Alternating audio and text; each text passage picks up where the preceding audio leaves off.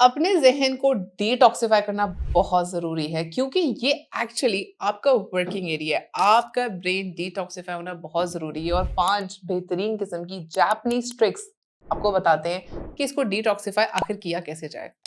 सबसे पहली चीज़, forest bathing जिसको कहते हैं, यानी कि आप ग्रीनरी के साथ उस तरह टाइम स्पेंड करें कि ऐसे लगे कि आप उसमें लिटरली शावर कर रहे हैं। आपने ग्रीनरी में वॉक करनी है, दरख्त के पास बैठना है, ये आपको इतना स्ट्रेस रिलीज़ करता है, डिटॉक्सिफ़ाई करता है, आपके माइंड को इतना रिलैक्स करता है कि ये बहुत अच्छी टेक्नीक है। आपने ताज़ा हवा में साँस लेनी है, नेचुरल आवाज़ों को सुनना है, इससे कोर्टिसोल लेवल्स बहुत कम हो जाते हैं और आपका ज़हन बिल्कुल क्लियर और फ्रेश हो जाता है। दूसरी चीज़ होती है बैठना और मेडिटेट करना। ये जो मेडिटेशन का पोस्चर है, जो अभी आप देख रहे हैं, इसमें ब्रीथिंग और माइंडफुलनेस पे फ़ोकस करना है। आपने डीप ब्रीथिंग करनी है, गहरे साँस लेने हैं और अपने ज़हन में अपने आप को बिल्कुल लाइट रखना है, किसी चीज़ के बारे में नहीं सोचना और एक पुरसुकून जगह पर बैठना है और अपने ख़्यालों को बिना किसी जजमेंट के देखना है। गहरी साँस लेनी है, ज़हनी सफाई आपकी इससे ज़्यादा बढ़ेगी, इमोशनल बैलेंस इससे बहुत बेहतर होगा।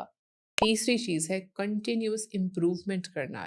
यह एक फ़िलॉसफ़ी है जो हर दिन ज़िंदगी में छोटी-छोटी मुसलसल बेहतरी लाने पे फ़ोकस करती है। यानी कि हम बड़ी-बड़ी अचीवमेंट्स के बजाय हम छोटी-छोटी अचीवमेंट्स के ऊपर काम करें।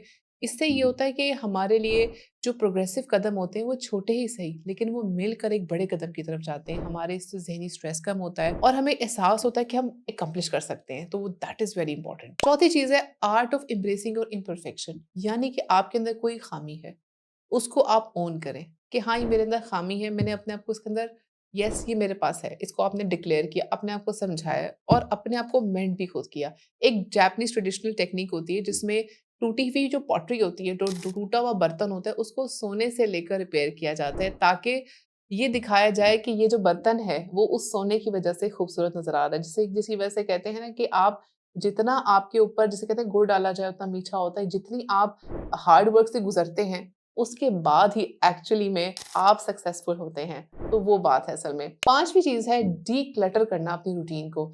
योगा, एक्सरसाइज सिर्फ़ फिज़िकली नहीं बल्कि ज़हनी और जज़्बाती बोझ को भी डिक्लटर करता है। डिक्लटर से मुराद है कि आपने इर्द-गिर्द से उसे कहते हैं ना झाड़ू-पोछा लगा दिया, आपने अलग कर दिया, आपने सफाई कर दी। आपने अपने आप को, अपने ज़हन को, अपनी रूटीन को फ़ज़ूलियात में नहीं उलझाना।